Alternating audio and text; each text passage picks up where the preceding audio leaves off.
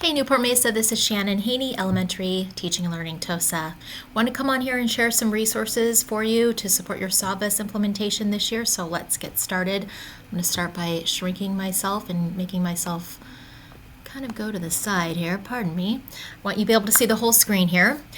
So first of all, some questions I'm sure are coming up around who's doing what this year with science.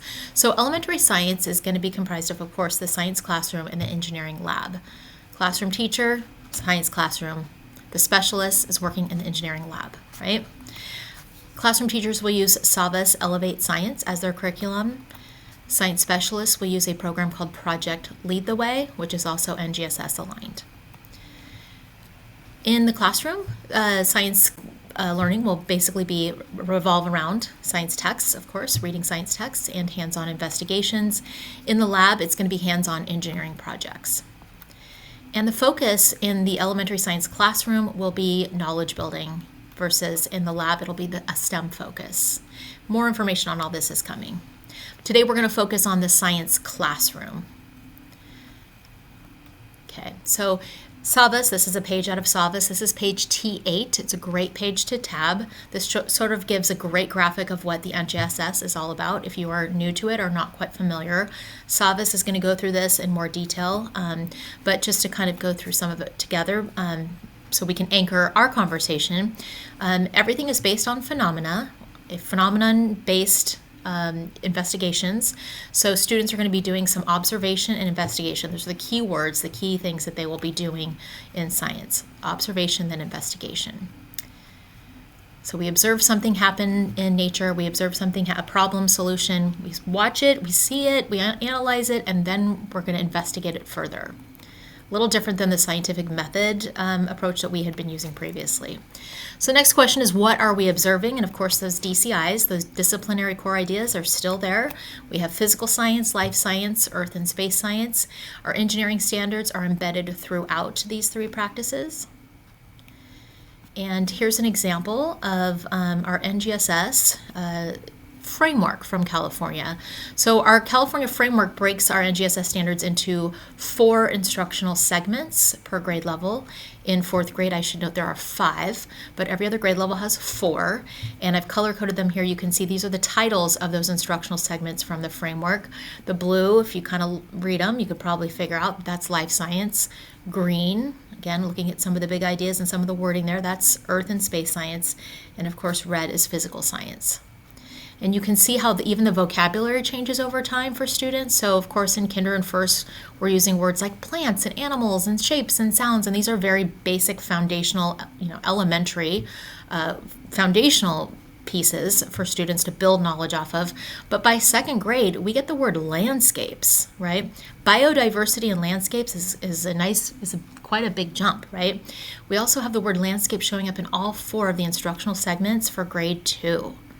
So by the end of 2nd grade, we hope that 2nd graders know a lot about landscapes, right? Because that's a huge component of their science learning. And you can see how the vocabulary just continues to get more and more complex. In 6th grade, things start to get a little more integrated, so that's why this particular instructional segment is color-coded in orange. A cell, a person, and planet Earth are each a system made up of subsystems. Like, what an amazing concept, right? So again, this is just meant to show that things build, and you can kind of even note it just in the vocabulary and the word choice that they used with the title of these instructional segments. So that being said, if we're building knowledge from K through 6 by introducing these concepts and these ideas to students, if we don't quite get to life science, for example, in grade 3, does that create a hole? Like for students, when they get to grade 4, if they haven't talked about anything to do with life science since 2nd grade, we can see that might create a little bit of a problem for them as far as building that knowledge over time. So we want to make sure we cover everything. This first year, of course it doesn't need to be perfect. It never needs to be perfect. No one's perfect. But just to make sure you don't, you might linger longer in certain instructional segments than others, of course, as time will allow. But you don't want to totally ignore something because we don't want to create, on purpose, create a little hole for students there in their ability to build that science knowledge over time. All right, so now we've talked about what, and now we're going to talk about how. How are we investigating? What do we do when we investigate? Of course, there are science and engineering practices, much like the mathematical practices. So kind of looking at these, there's 8 of them. These are the behaviors of real scientists. You can read these more in depth in your own book on page T8. But when we lay these down next to our standards for mathematical practice, very similar. There's a lot of common language, common approaches, which is nice because then you can make these connections or have students make these connections. This is like an aha light bulb moment that doing math and doing science, the doing of both of them is somewhat similar, right? So we've got this idea of perseverance, right? I'm going to plan and carry out an investigation just like I'm going to make sense of a problem and persevere in solving it, right? We're using models in both. We're constructing arguments. There's a lot of other themes here and behaviors that are similar practices.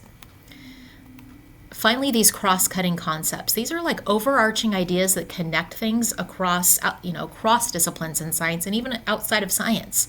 So things like patterns, cause and effect, where, you're already probably thinking like, oh, where have I seen cause and effect before? This is sounding vaguely familiar, right?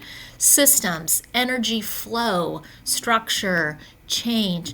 These are all big concepts. They're cross-cutting, meaning we should be making connections or inviting students to make connections amongst all these different disciplines and content areas. So when I see these, I think of math, I think of ELA, I think of thinking maps, I'm thinking of depth and complexity icons, etc. So you won't necessarily have to actively plan for these this year. You may decide to do that, but the curriculum will point these things out, just so you know. Even if you don't plan to do it, the curriculum will point this out to students. You will see the word patterns many times, etc. So it's actively doing these things for you, which is a really nice thing about SAVVAS. Okay, so back to this idea of the phenomena. The last part to remember about this particular statement, it's so powerful, besides the observation, besides the investigation, is this idea of immersing students in the work, right? How do we immerse students? We've got the curriculum, we've maybe made some thinking maps, we've got some charts up, we've done some writing. What else are we doing? The final page for this section is just a tab, page T11. I love this page because it gives you some really great questions to ask students while they're doing a lab, while they're reading the text, while they're talking to each other, while they're writing, whatever. Look at these questions. I mean, I would be so stoked if my teacher asked me these questions. It shows that they're interested in what I'm doing and what I think. What would happen if this? What would happen when that happened? How can you explain? Have you seen this before? Gosh, that really gets me thinking as a student. Have I seen this before? My teacher's interested in knowing if I've seen this before, right? It's just that showing our curiosity about what our students are doing kind of invites them into the work a little bit more, and it shows our interest and our care for their learning. So these are great questions to start with. You can also swap out scientist for the word mathematician or artist or author, right? These words are very universal. These questions are very universal. So don't hesitate if you're looking for questions. You're like, gosh, how do I pull the info out of kids to help them synthesize all this information? These are great questions to pose to them and to prompt them. And you can also have them write to these questions. These would be great writing prompts. All right, so back to the science classroom. This all sounds great, makes total sense, but how? How do I actually get this done with the constraints of time, right? So let's look at a possible schedule here. Here's a weekly schedule. If we have minimum day or early out on Wednesday, and you say, for example, your students go to the lab, the STEM lab on Friday, you might try to get in 3 other science lessons across the week. So it might be, this is what's called a lab on Friday model, right? Now, your lesson might be 30 minutes. Each of these science lessons might have to just be 30 minutes long because that's all you have time for. But 30 minutes 3 times a week is better than 0 minutes or only doing 30 minutes a week, right? So this is still better than not doing any science at all, or only every now and then sporadically throwing in a science lesson when you can get to it. So just think about that. It could be 15 minutes on Monday to introduce the topic, kind of get them writing, thinking about something, and then Tuesday we read about it, and then Thursday we do a little lab associated with it. It could be something simple like that. If you just have like 15 minutes on one day, and maybe one day you have 45 minutes and you could do a little more writing and you show them how to write a step-by-step procedure or something like that. So be flexible with yourself, but try to get in, if you can, 3 days a week would be great. If you taught 0 math last year, 0 science last year, And this year you're just going to start by getting one lesson in a week, and then maybe you'll add two, and then maybe you'll add three. Give yourself some grace, right? But this would be kind of like a nice model to get to. Same thing on Monday. Let's say I have lab on Monday, then I try and teach science the other 3 days, right? So this is like a lab on Monday model. Here's a lab on Tuesday model. Here's a lab on Thursday model if your students go to the STEM lab on Thursday. And finally on Wednesday, right? Gosh, when you have that lab day or specialists on Wednesday, and so you're already kind of crunched for your classroom time, you can make up that time on Friday with your students. So these are just, again, some ideas. It may not be perfect. It may not be exactly what you can do right now, but this would be kind of something to think about, like how often can you teach science, when can you get it in? And then as far as like a daily example, this is a schedule, this is no one's schedule in particular, but when you think about your starting bell till recess, you think about lunch, you think about when dismissal is, and this is a Monday, Tuesday, Thursday, Friday. Wednesday we know is maybe an early out, so it's a different schedule. But if I add up all the instructional minutes I technically have, in this particular schedule I have 335 minutes. If I think about teaching a 30-minute science lesson, 30 minutes out of 335 total minutes in a day, that's about 9% of my day. Can I find 9%? What can I do with 9% of my day? If you can get a really good science lesson in with 9% of your minutes in a day, you're doing pretty good. Like 9% is not that much. So the other thing to think about is that your ELA block need not be considered just like that 90 to 120 minutes. Everyone's always like, how many minutes of ELA do I have to teach it? Literacy is all day long. Your standards are ELA/literacy in the content areas, which include social studies and science, right? So those are the content areas that the literacy is supposed to be developed in, right? So teaching history and social studies, teaching science is teaching literacy, right? That's helping with that background knowledge. All right, so you can do this too. We invite you if you would like to. This is just something to think about doing. Add up your minutes and think about how many minutes in a day do I have to teach science and history and get these content areas in. We've also provided, and I'll share all the resources and how to locate them in a minute, but we've also provided like mock-up schedules. Again, this isn't necessarily your exact schedule. Every schedule, as we know, every schedule at every school is different. But you could make a copy of this and make it your own if you want, and just kind of tease out the minutes and see what works, and see, you might only have a certain number of minutes on certain days, of course, but if we don't put it in writing, if we don't make the blueprint, we're in danger of leaving something out, right? So you kind of have to at least put it in there and see what happens, and see where you can move things around and where you can sort of get those minutes in. But this, again, just an example. If you would like any of us teaching Learning Tostas to come out and like plan a daily schedule or a weekly schedule with you, or help you find those times, those minutes, we're happy to do that and talk through why things work and why things don't work. It's a really interesting conversation. It's an age-old conversation, and probably every school district is, where do we get time? Time is our most valuable natural resource around here. So we understand it, but I think it's helpful to at least put it in black and white and kind of look at it, so we don't accidentally leave something out, right? Okay, so now the structure of SAVVAS, and the SAVVAS trainers will do a very thorough job with this, but I want to give you some guidelines for us in Newport Mesa. So just to explain the overall structure of this graphic may be helpful, you're going to start with the instructional segment. There's that phrase again from our California framework. Instructional segment, there's about 4 of these per year. 4th grade has 5 of them. That's the overarching kind of concepts. There's 4 of them. They start with an anchoring phenomenon, usually related to California. You'll see the California bear. And then within each instructional segment, there are topics. So the correct language is instructional segment, or IS, and then within each there's a topic. So in this particular example, there are 2 topics under this IS1, right? Now within each topic, there are lessons. There's about 2 or 3 lessons per topic. So we're going instructional segment, topic, down to lesson, right?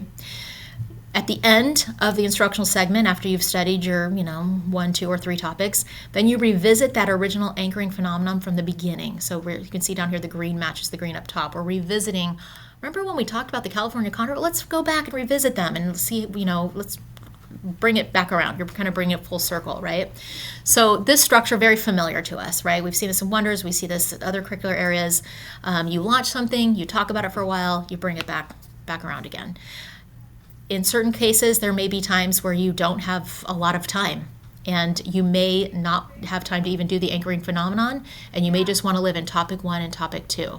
That may be an area that you want to do, and that's okay too. Like if you don't get to like the grand opening, each topic does have its own anchoring phenomenon within, so you're not ignoring phenomenon if you happen to not get to those instructional segments.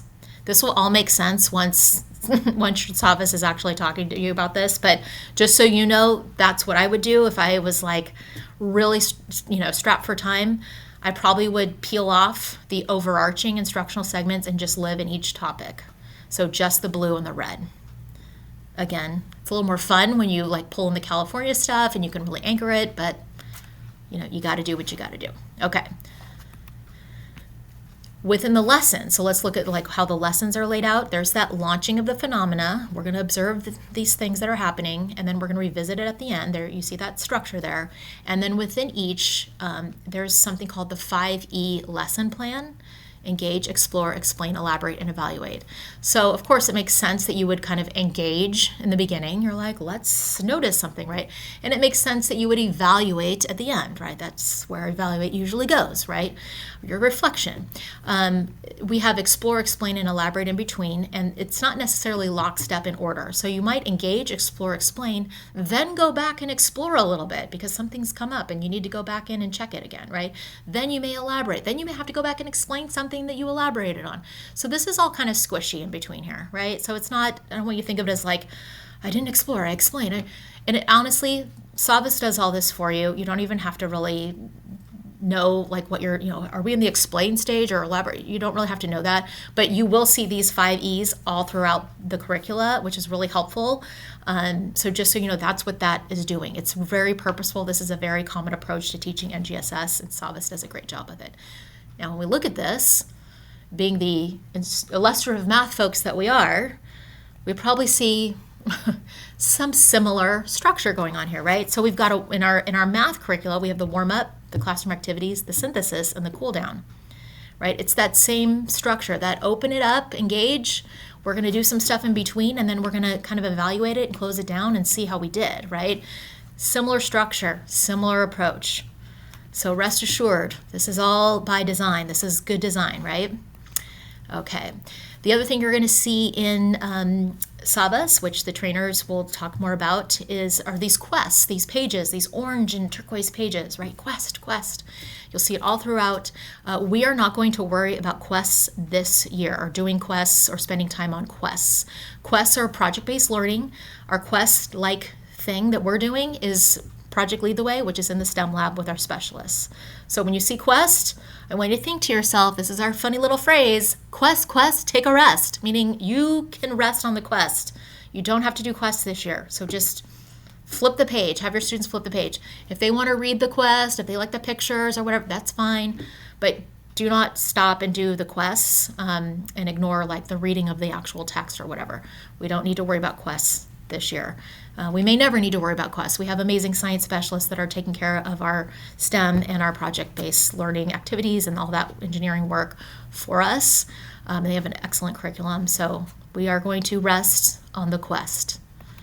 Finally, want to share with you, obviously in Wonders has kind of handled some of our NGSS standards for us. We've all noticed that in our curriculum. Oh, we're reading about volcanoes, right? That sounds kind of sciencey to me, right? So what we did this year is we aligned SAVVAS to Wonders. Those instructional segments that we talked about, those can all be moved out of order. I can teach instructional segment 3, and then 1, and then 2, and then 4. I can do it in any order I want. The topics within each instructional segment I will teach in order, but the instructional segments themselves, those larger, those blocks of 4 that we have, or 5 in grade 4, those can be taught in any order. So we arranged them and we aligned them and we made these like kind of nice pacing guides for you. Again, do what you can. We're still following the 10-day model in Wonders for grades 3 through 6. So you'll see that laid out there. And then you'll see the instructional segments laid out here as well. We did put PTLW on there so you can see sort of what's happening in the science lab and kind of know like, okay, that's what they're talking about. This is what we're talking about. We did try to align PTLW when it made sense, but PTLW is an interesting curriculum. It has to be taught in its exact order. So there's certain parts that we can't move around too much with PTLW for it to make sense for kids, and we didn't want to mess with the STEM lab and the specialists, like their program, too much, obviously. So, but it is good to know, like, oh yeah, you guys studied life cycles, a couple weeks ago, and so now we're reading a couple texts about it, right? So they should have hopefully some knowledge and some experience. Again, all of this is just relating back to students building knowledge and having background knowledge, so that reading any text becomes a little easier.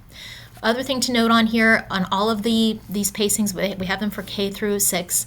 You'll see little icons. This is a speaking and writing icon, and then this is followed by the vocabulary words from the program. So we have it for Wonders. These are the 8 vocabulary words in Wonders over here in this text set.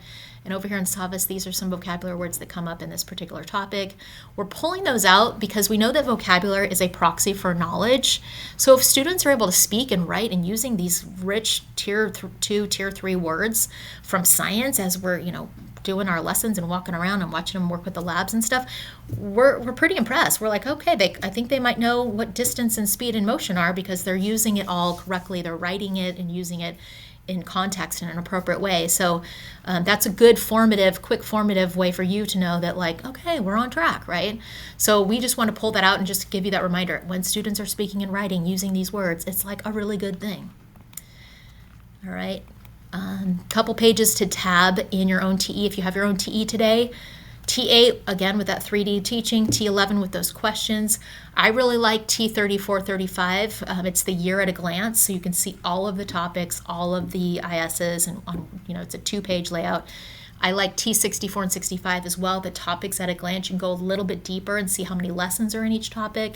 And then, of course, of course, you guys, IS1, IS2, this is instructional segment 1, page 1, instructional segment 2, page 1, right? That's how the page numbers go after that. Those are your 4 instructional segments, and just tag the beginning of each one. And you'll see, you can also tab if you want the topics, where the topics start. But just kind of these are like really key. I've been through every single TE, all grade levels, and these are the ones that I would tab to kind of orient myself and stay organized, so I know where I am and what I'm doing next, okay? Finally, just to put another little note about the importance of building background knowledge in terms of reading and literacy for kids. Here's a basic paragraph. I won't tell you the grade level just yet, but if you look at it, I'll give you a couple seconds to kind of scan it while I'm talking here. What must students know to understand this paragraph? What would really be helpful if they had information and already knew something about these concepts, so that this paragraph would be a slam dunk? Of course we can read this paragraph and understand what it's saying, right? And so some of those things, geography, engineering, negative numbers, syllabication, prepositions, conjunctions, and sentence types, having literary knowledge, background knowledge, history, science knowledge, etc. All of that in this tiny little paragraph would be so helpful. It'd be so easy to understand. So this is a paragraph from our Smarter Balanced Performance Task examples, right? And you can see it's one of several paragraphs in this article that 4th graders are required to read. So we put this in here as a reminder that, like, students having lots of like years-long experience and knowledge building with these topics, with geography, with engineering practices, with math, all these things, is super helpful for kids. They're pulling off that knowledge all the time when they're reading any kind of informational text. If I have to stop and Google everything in this paragraph that I don't understand, where's the South Pole? What is Antarctica? Where's that? It's cold, right? It looks like this. This is what my Google search would look like. Google is not a reading strategy. It would take me forever to read that tiny little paragraph. But when I have that background knowledge, I can make really strong inferences that are pretty accurate. Now, are kids really going to stop and Google every single thing? No adult probably would. We'd probably just make inferences. But would our inferences be accurate? Would they be aligned to what the author's intent was? Probably not. So just being able to Google everything or ChatGPT everything, which our students will be encouraged to do later on in secondary in a strategic way, it isn't necessarily a strategy for reading, right? We want students to be able to read and be fluent in a timely manner and not have to pause and ponder every single concept that comes up or every single vocabulary word or whatever. So just keep that in mind, that all this work that we're doing collectively as a team from K through 6 and helping students build that knowledge is just making all this so much easier and accessible for students in ways we can't even imagine. Okay. So there's Scarborough's rope, and then we're handling that top part of the rope, background knowledge, vocabulary, language structure, verbal, all of that is going to be covered when you teach your science. So year 1 priority for SAVVAS, students are building knowledge by reading the science texts. They're speaking and writing from the text. Try the labs. Emphasize the science and engineering practices, and ask students, how are the SEPs helpful? How is making that model helpful for our understanding? And then let them talk about how it was helpful. They're doing commercials, basically, on models and how models are helpful, like using the globe in a certain way or drawing a picture and with diagrams and labels. Like all of those are models and how those can be helpful for accessing the information. Okay, and then remember, quests are optional. STEM is being covered in the labs with our specialists using the PTL Project Lead the Way PLTW curriculum. Okay, year 1 priority. There's a lot of writing opportunities in this program, so writing is thinking. Remember, writing doesn't just have to be a product at the end. Writing, even as we write something, we are helping with our memory. You remember more when you handwrite your thinking. Writing opportunities are everywhere here. Use these spaces like this in the book, in the student's book. They can take notes, they can practice oral rehearsal, take some notes first, then share with a partner. You can invite them to use bullet points in these spaces. You can have them write in complete sentences as a pre-writing activity. They can practice their handwriting. They can work on their handwriting stamina. So really make use of these little blanks where they have some nice lines and they're given a nice little prompt to write and think about.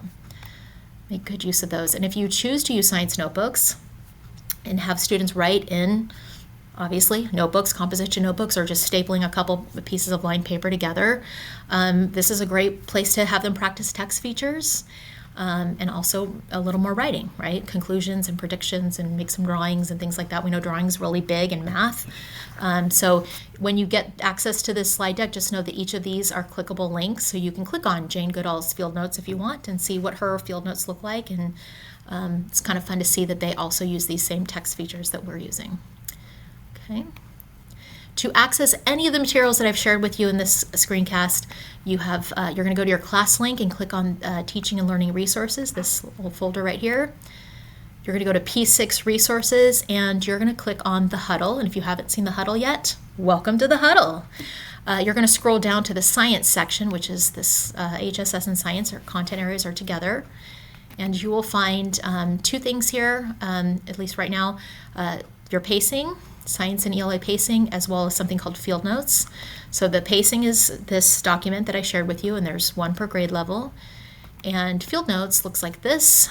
You'll see there's some pacing, all your pacing is on there. These are all clickable links down here, so that document I just showed you can be located here. We also attached your standards, your framework. There's a bunch of other links to different schedules and weeks at a glance and building knowledge and 5E lesson models and all kinds of cool things on here to click. At the top are links to different institutions, scientific institutions. These will take you directly to the teacher educator pages on each of these websites. So it's kind of cool if you want to show pictures from something or just kind of enhance or complement your teaching. Those are there too. So definitely check out this page. It's kind of fun to poke around and look at everything. At least I think it's kind of fun to poke around and look at everything. There's lots here, but again, if this is too much, you're like, oh my gosh, you're going to live right here in the pacing. Just click on these pacing guidelines, and that will kind of help keep you kind of, on pace, as they say. All right. Last thing, just want to leave you with, I love this is from our framework. Learning science depends not only on the accumulation of facts and concepts, but also on the development of an identity as a competent learner of science with motivation and interest to learn more. So we know we have students that will go on and be scientists, and that those engineering brains, right? We can see it in them, but we also know that we have many students who obviously won't. They'll go into other fields. So I love that it says science learning in school leads to citizens with confidence, ability, and inclination to continue learning about issues, scientific and otherwise, that affect their lives and communities. It's just kind of a really cool aspirational thing to really drive our knowledge building and the study of science in our classroom. So I just love this little quote. It's just powerful.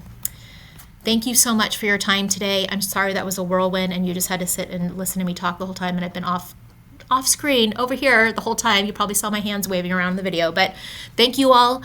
If you have specific questions about science, please contact our science guru. Diana Thompson is our elementary science TOSA. She's fabulous. She knows everything about this program and can help you with anything.